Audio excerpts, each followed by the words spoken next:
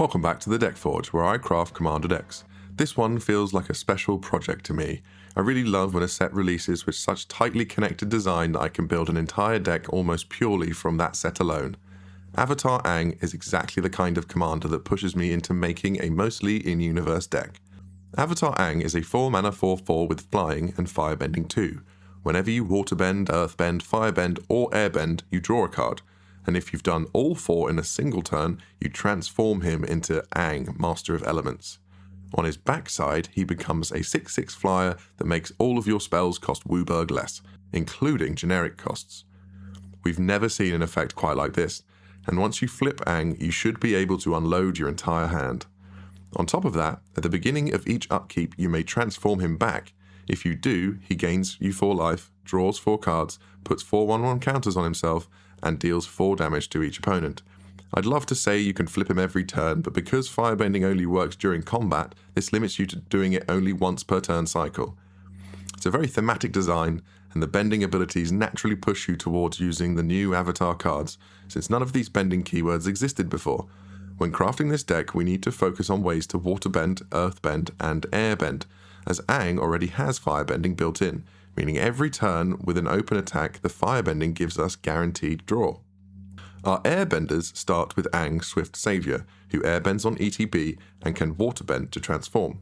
Appa, Steadfast Guardian, also airbends when he enters and creates ally tokens whenever you cast from exile, which works beautifully with our sub-theme. Appa having flash means he can surprise opponents or be played using Aang's 2 firebending mana. Monk Gyatso is one of our best repeatable airbenders.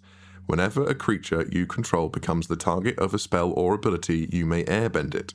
This enables some cool loops we'll get into later. Aang, Airbending Master, also airbends on ETB, and whenever a creature you control leaves without dying, you get an experience counter. At the beginning of your turn, you make an ally for each experience counter you have, again, tying beautifully into the ally sub-theme. Appa, Loyal Sky Bison, can airbend on ETB or attack, or give a creature flying. It's not the strongest card here, but consistent airbend triggers are important as we assemble the Boomerang gang. We also have a few airbend effects on non-creatures. Avatar's Wrath airbends everything except one creature you choose, and locks opponents out of casting from anywhere but hand. Airbending Lesson airbends a non-land permanent and draws a card. Airbender's Reversal destroys an attacking creature or airbends one of yours. Airbender Ascension airbends on ETB, gains quest counters when creatures enter, and flickers a creature at your end step if you've hit 4 counters. Great for re-triggering ETBs or flipping transformed cards back to the front. Finally, the Legends of the Avatars. Yang Chen exiles problem permanents, optionally lets someone draw with you, then flips into Avatar Yang Chen, a 4/5 flyer that airbends a non-land permanent when you cast your second spell each turn. With these tools, we have both one-time and repeatable airbend sources to reliably flip Aang. Water Tribe Ralliers is a 2-mana 2/2 with Waterbending 5 that looks to the top 4 for a creature with power 3 or less. This is perfect for finding your bending creatures, and it's repeatable as long as you can pay the cost. Aang Swift Savior waterbends 8 to transform into Angan-La, Ocean's Fury, a 5/5 with reach and trample that puts counters on tapped creatures when it attacks, another great boost to our ally theme. Katara Bending Prodigy gets a 1/1 counter at end step if she's tapped, and has Waterbend 6 to draw a card. You can tap her by activating her Waterbend ability, but in many cases it's better to use it on the end step before yours so you can keep up blockers. Geyser Leaper is a 4/3 flyer with Waterbend 4 to draw and discard. Not amazing, but still a repeatable bend outlet. Katara Water Tribe's Hope ties together both bending and allies perfectly. She creates an ally on ETB and has Waterbend X. X becomes the power and toughness of all creatures you control, turning your small allies and earthbent lands into actual threats. Waterbender's Ascension gains quest counters when your creatures hit players. Once you have 4 counters, you draw cards whenever any of your creatures connect. It also has Waterbend 4 to make a creature unblockable for the turn, like Rogue's Passage, but with card draw upside. One-off Waterbend spells, Crashing Wave, Water Whip, and Spirit Water's Revival give powerful kicker-style waterbending effects.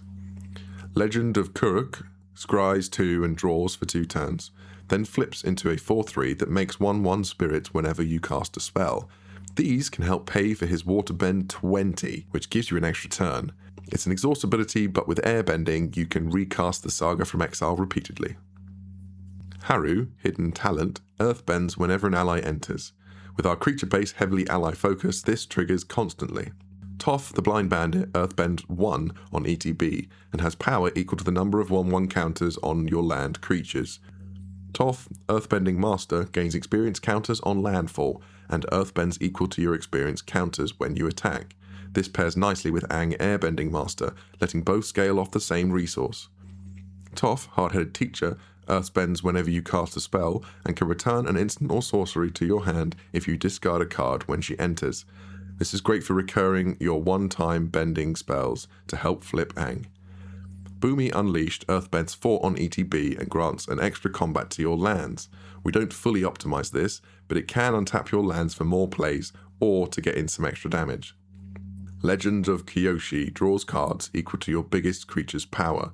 Earthbends equal to the cards in your hand on the next chapter, then flips, giving your lands trample and hexproof, and letting Kyoshi tap for mana equal to the power of your largest creature. We included just a couple firebending outlets to help fuel Waterbending's mana hunger. Firelord Zuko is perfect thematically, joining Team Avatar late in the series, and has Firebend X, where X is his power. Whenever you cast from exile, he puts a +1/+1 counter on each creature you control. If you enable airbending loops, your board becomes enormous.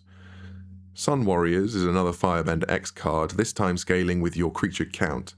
It also has a 5 mana ability to make a 1/1 ally token, great for our ally subtheme. Katara the Fearless doubles all your ally triggers. Since almost every creature in the deck is an ally, this doubles basically everything. Bending, counters, ally generation, you name it. Earth Kingdom Lieutenant, Avatar Enthusiasts, and Wartime Protesters are all allies that grant counters. General Tazri searches for an ally on ETB, usually Katara or an Airbender.